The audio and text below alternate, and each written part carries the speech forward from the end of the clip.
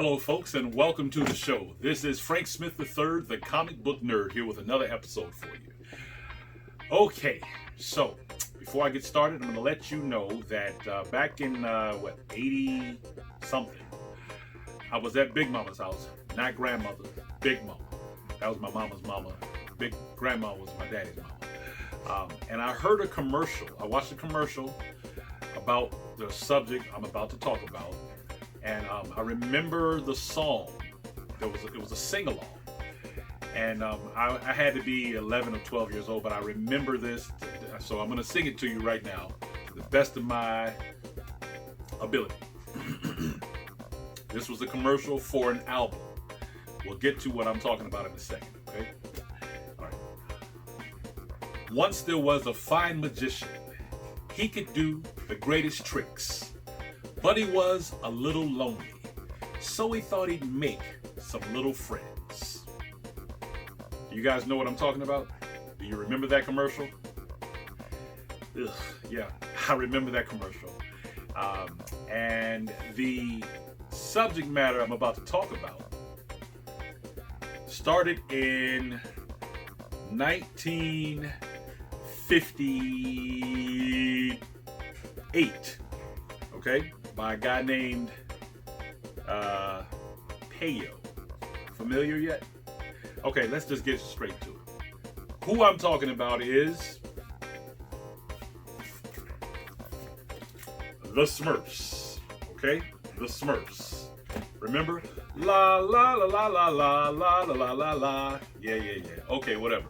So the Smurfs came out in 1958, and there were more than 100 of them. I'm getting this straight from Wikipedia, y'all, because I can't remember all of this stuff. Please check out Wikipedia. Look up the Smurfs, okay? They were created by a guy named, he was a Belgian comic artist.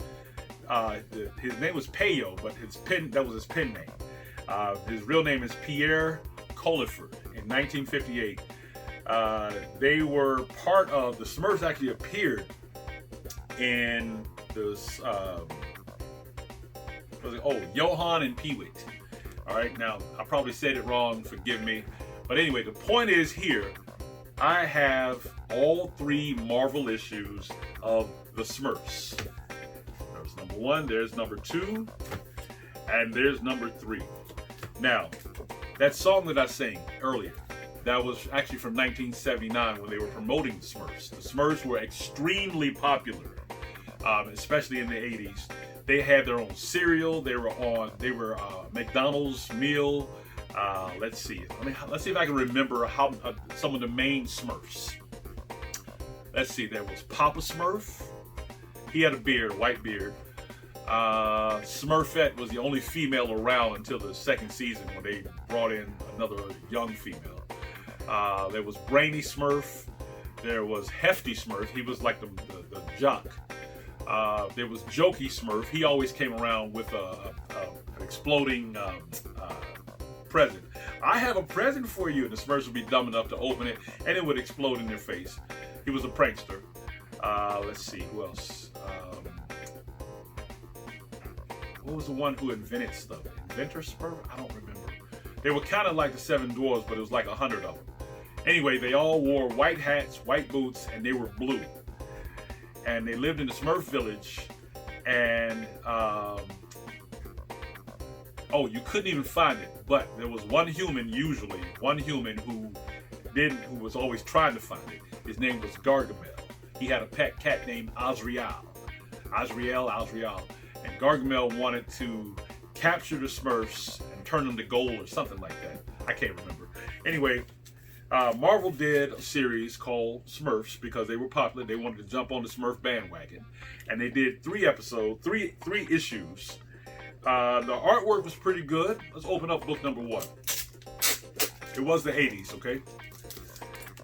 And so Smurfs number 1. That's Gargamel on the cover. And the very first story was called The Smurf Plane. Okay, so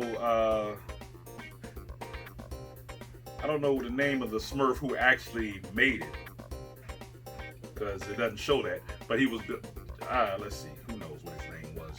Let's see if it shows his name. Nope. Okay, whatever. The point is, this is book number 1. One of the ads in the back is Star Wars Jedi Arena from Parker Brothers. Remember that game, you gamers? All right, that's book number 1. Book number 2, Gargamel turns himself into a bird to try to capture the Smurfs, but the spell wears off and he falls to the ground. The Smurfs are okay. Let's see. Where is it at?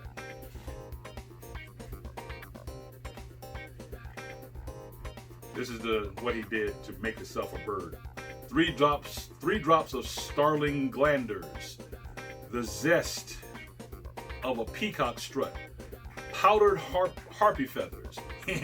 I, Gargamel, am going to change myself from a wicked wizard into a bird, and then I'll get my revenge on those miserable Smurfs. Dude needed a better hobby, you know what I mean? Okay, so he turned himself into a bird, and on this page here, the magic wears off, so you see Gargamel in the sky with the Smurfs, with a Smurf in his mouth, you know, by the pants, and he falls to the ground. And a crane came by and saved the Smurf just in the nick of time before he crashed. And Gargamel he just crashed and busted his head. And that was the end. That was book 2. Now, book 3.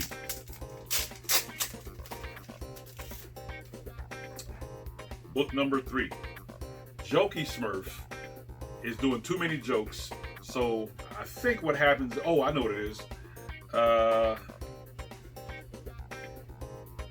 He did one joke too many, and the Smurfs turned into monsters. So he ran to Papa Smurf and said they turned into monsters.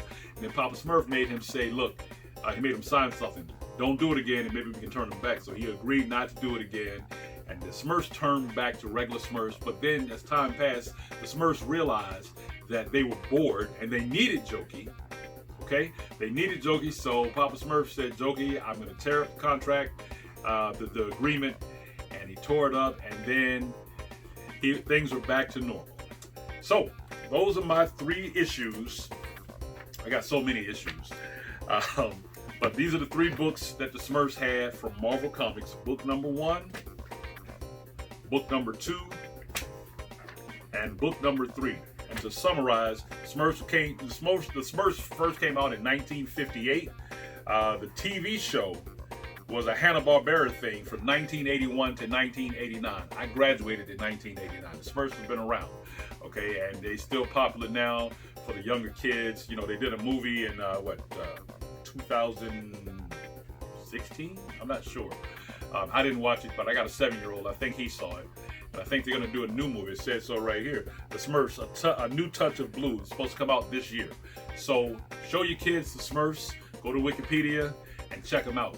They were very popular, little blue creatures, and yeah, they are the butt of a lot of jokes too. But in all fairness, they were very popular, and they were delightful to some degree to a lot of people. Okay, folks, that's the end of my episode here. This episode here, I hope you guys enjoyed this. Don't forget to subscribe, hit the like button, subscribe, and keep reading comic books. I will see you later. I am Frank Smith III, the Comic Book Nerd.